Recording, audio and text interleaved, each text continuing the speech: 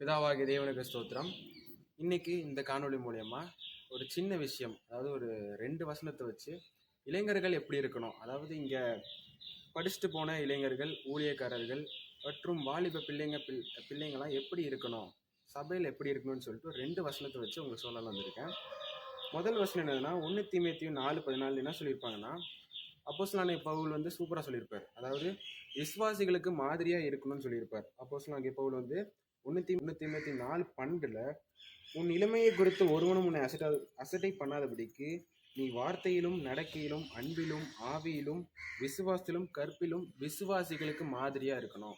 ஏன்னா விசுவாசிகள் உங்களை பார்த்து தான் அவங்களோட ஆவிக்குரிய வளர்ச்சி அடைவாங்க. சரிங்களா?